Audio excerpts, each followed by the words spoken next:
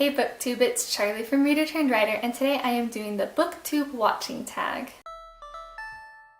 This tag was created by Harriet Rosie, and she is the one that I saw the video of. I wasn't tagged to do the video, but it looked really fun, especially since the questions were a little bit different than most of the tags that I see going around. So I really wanted to give it a go, so I'll just jump right in. The first question is, how many channels are you subscribed to? And honestly, I have no idea. I know it is not like a huge amount. I would probably guess 30 channels. I don't know. I feel like I keep on track of, like, on top of how many people I'm subscribed to if I start seeing videos in my feed that I'm not interested in seeing, or somebody that I consistently don't watch their videos, then I unsubscribe from them.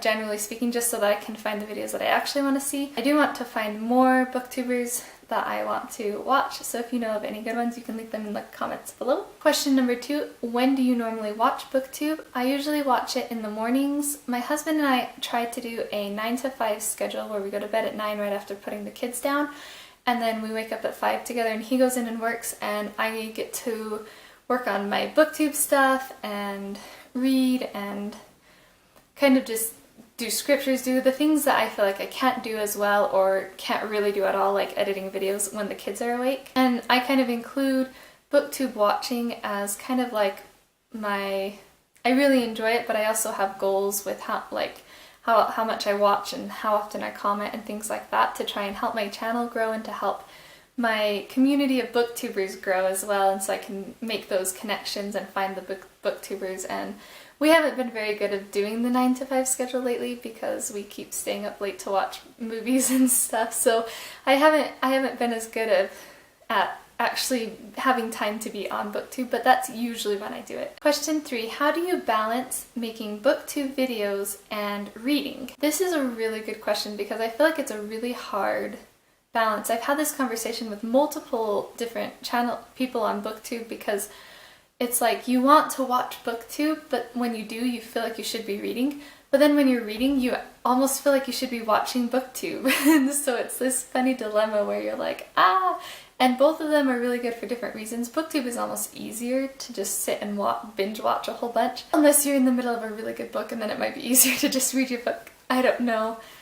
I tend to have enough time because I stay home with the kids and they sleep enough and everything. Like, they take naps and they, sleep from like 8:30 to 7:30 every single day and just different things like that. And I can also read while they're awake, so I feel like I have enough time that I can balance it pretty well. The only time I have a hard time is when I'm in a slump, and I usually, when I get in a slump, I get in a BookTube slump and a reading slump at the same time, so then I don't want to do either. And then when I try and catch up, I feel like it's really hard to catch up. Question 4, is there a difference between the videos you enjoy watching versus the videos you enjoy making? And I would say some. I really enjoy watching discussion videos, but I don't feel like I do as many discussion videos. I feel a little bit intimidated about actually doing one, but I love watching discussion videos and hearing their thoughts and just the casual, they're just talking to the camera about this thing that they're obviously really passionate about or have thought a lot about. I love seeing those thoughts. I feel like for the most part, though, it is pretty much what I enjoy watching is what I enjoy making. I don't really love watching vlogs, and I don't really like making vlogs. I've kind of tried before and just kind of failed because I feel so awkward trying to make vlogs, especially if like going out in public and doing it or something. It just feels super weird to me. Vlogs, I don't mind watching them, I just don't really get them. Or like the subscription boxes openings, I don't watch a ton of those just because they're not my favorite, and I've never done one of those. I probably never will. I do watch TBR videos, but I don't make TBR videos because I just don't really plan the books that I'm actually going to read that month right at the beginning of the month, usually, and then I feel like I'm double talking about them because in the TBR and the wrap-up and stuff, and so, but I do enjoy watching TBR videos because I still get to hear about a lot of different books and what people have heard about them and stuff. Question 5, who is the first booktuber you subscribed to, and do you still watch them? The first one I subscribed to was Clockwork Reader, and I'll link her channel down below. She's a bigger booktuber, but she's the one that I first saw and subscribed to, and I was like, I didn't even know BookTube existed before that, and I remember just binge watching like all of her videos for hours and hours and hours and hours. And I still watch her videos sometimes. I'm still subscribed to her.